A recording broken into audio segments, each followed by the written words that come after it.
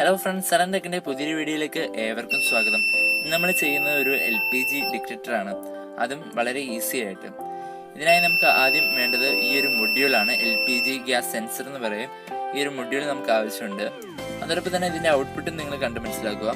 5 volt ആണ് ഇതിൻ്റെ input, അതുപോലെ തന്നെ ഡിജിറ്റൽ ഔട്ട്പുട്ടും ഉണ്ട്, അനലോഗും ഉണ്ട്.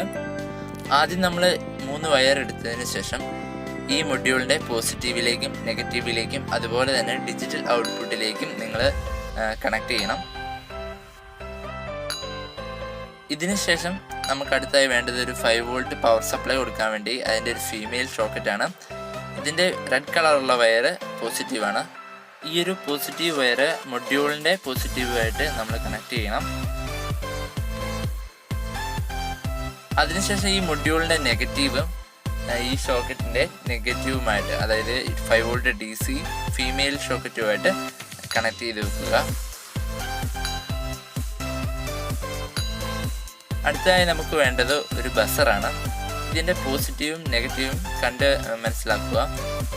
ഈ ഒരു ബസറിൻ്റെ നെഗറ്റീവ് പിന്നെ മൊഡ്യൂളിൻ്റെ ഡിജിറ്റൽ ഔട്ട്പുട്ടുമായിട്ട് നമ്മൾ കണക്ട് ചെയ്യണം. ഡിജിറ്റൽ ഔട്ട്പുട്ടുമായിട്ടാണ് നമ്മൾ ഇതിൻ്റെ നെഗറ്റീവ് കണക്ട് ചെയ്യേണ്ടത്. അടുത്തതായി ഈ ബസറിൻ്റെ പോസിറ്റീവ് നമ്മുടെ മൊഡ്യൂളിൻ്റെ പോസിറ്റീവായിട്ട് തമ്മിൽ കണക്ട് ചെയ്യുക. ബസറിൻ്റെയും അതുപോലെ തന്നെ ഈ ഫീമെയിൽ ഷോക്കറ്റിൻ്റെയും പോസിറ്റീവായിട്ട് നമ്മൾ കൂട്ടിപ്പിടിച്ച് വയ്ക്കുകയോ സോൾഡർ ചെയ്യുകയോ ചെയ്യുക. അതിനുശേഷം ഇതെല്ലാം ഒന്ന് നമുക്ക് ടേപ്പ് ചെയ്തെടുക്കണം, ഷോർട്ട് ആവാതിരിക്കാൻ.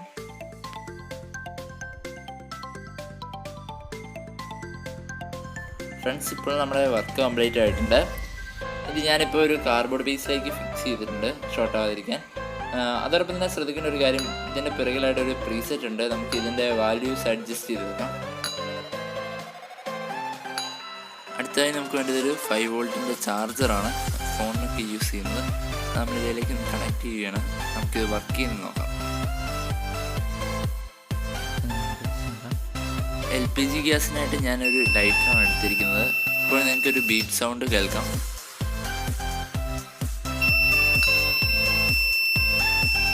നിങ്ങൾക്ക് ഈ വീഡിയോ ഇഷ്ടപ്പെട്ടാൽ തീർച്ചയായും നിങ്ങൾ ലൈക്ക് ചെയ്യുക, ഷെയർ ചെയ്യുക. അതോടൊപ്പം തന്നെ താഴെ കാണുന്ന ബെല്ലൈക്കണും സബ്സ്ക്രൈബ് ബട്ടണും പ്രസ് ചെയ്യുക.